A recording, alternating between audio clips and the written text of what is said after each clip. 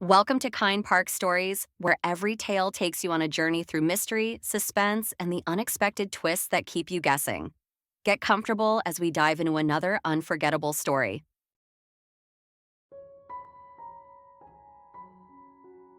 In an old brick house in Boston, Massachusetts, 12-year-old Malina McKinnon lived with her mom, dad, and 3 kittens, Pip, Fig, and Socks.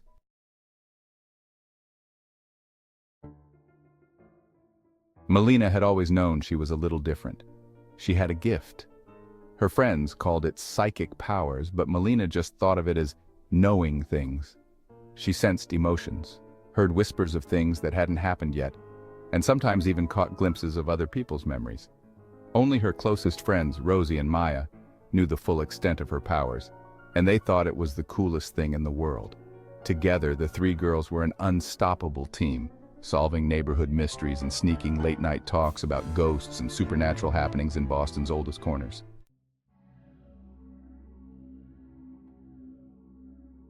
One gloomy October evening, Malina came home to find Pip, her smallest and most curious kitten, missing. She called and searched the house, but he was nowhere to be found. Fig and Socks sat at her feet, purring in unison, their eyes darting nervously toward the window as if they knew something Malina didn't. "He's not here, Mom," she said anxiously.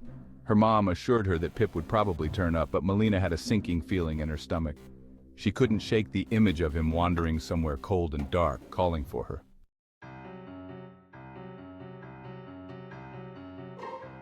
Without a second thought, she grabbed a flashlight, her jacket, and called Rosie and Maya.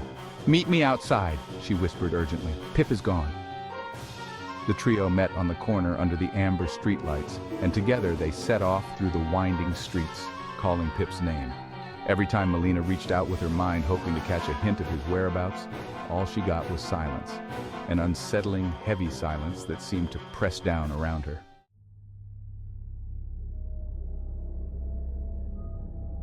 Eventually, they found themselves in front of a house they'd never noticed before.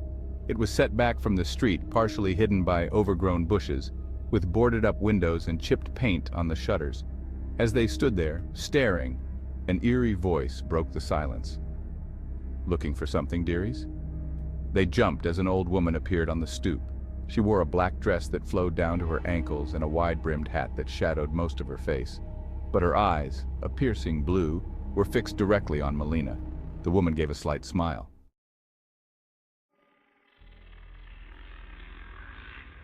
"I know where your kitten is," she said, her voice a low, gravelly whisper. "Why don't you come inside and I'll tell you?" Malina hesitated, but Maya, ever the daring one, grabbed her hand. "Come on, Malina, if she knows we have to go. For Pip." Reluctantly, Malina followed the others into the house. Inside, the place was a maze of strange furniture, shadowy corners, and the scent of incense. Tattered paintings lined the walls, and odd, glassy-eyed dolls peered down at them from shelves. The woman led them to a small room lit only by a single flickering candle. She gestured for them to sit in a circle on the floor, then took her place across from Malina, fixing her with an intense stare. "Close your eyes," she instructed in that same unsettling tone. "Focus on the kitten." Malina, feeling both terrified and hopeful, did as she was told. She reached out with her mind, calling to Pip, trying to find him in the murky blackness of her thoughts. For a second, she thought she saw him, a quick glimpse of his orange fur in the shadows. But then, something else appeared, a face, the woman's face. In her mind's eye, she saw the woman standing alone in the dark, clutching Pip in her bony hands. Malina opened her eyes with a gasp. The woman's blue eyes were still locked on her, glinting strangely in the candlelight. "Did you see him?" the woman asked softly, her voice a thin whisper that seemed to snake around them. I saw you," Malina whispered, feeling a chill creep up her spine. "You have him, don't you?" The woman's mouth curled into a cold smile. "Maybe," she replied, her voice thick with mockery. "But if you want him back, you'll have to play a little game with me." Rosie and Maya exchanged anxious glances, but Malina nodded, her heart thudding. "What game?" The woman stood up, her shadow stretching across the wall.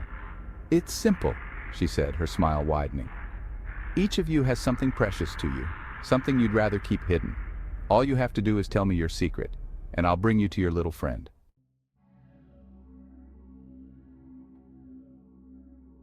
Maya, always bold, spoke first. Fine, she said, crossing her arms. I still sleep with my teddy bear, okay? The woman's smile grew wider and she nodded, satisfied. Then she turned to Rosie. Rosie's voice trembled. I'm scared of my basement. I think there's something down there, she whispered, shivering as she spoke. The woman nodded again, her eyes gleaming. Finally, she turned to Malina. And you, little psychic, what's your secret? Malina took a deep breath, her mind racing. She didn't want to tell this woman anything about herself, but she felt Pip's presence. Cold, distant, afraid. She couldn't leave him behind. She looked the woman directly in the eyes. Sometimes I think I see ghosts, she said, her voice barely a whisper.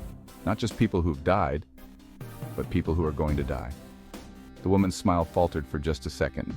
Then, with a satisfied nod, she gestured to the door. Come with me.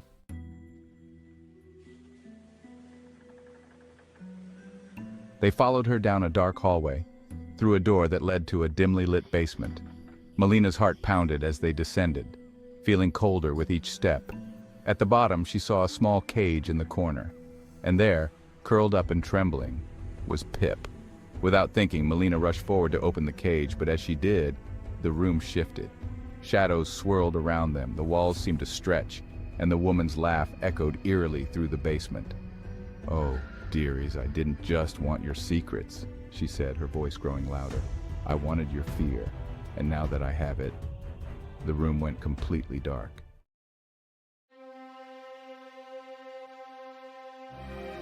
Malina clutched Pip close, feeling his small heartbeat against her chest, but she could feel the woman's presence circling them like a predator. Then, suddenly, Malina felt something spark in her mind. A vision. She closed her eyes, focusing on it, and saw herself and her friends standing together, hand in hand, pushing the shadows back. Hold hands, she cried, her voice echoing in the darkness. Rosie and Maya didn't hesitate. They reached for her, and as they did, Malina concentrated, letting her fear and her love for her friends combine into one powerful, glowing force. The darkness rippled, then began to dissolve. The woman's voice hissed angrily, but Malina didn't stop, pushing harder, forcing her away. And then, just as suddenly as it had begun, it was over. They were back in the old house, standing in the hallway. The woman was gone, and so was the eerie, unsettling darkness. Everything felt normal again.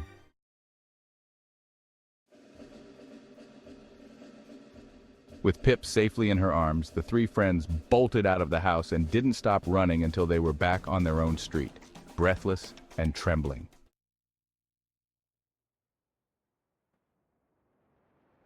After that night, Malina and her friends never went near that house again.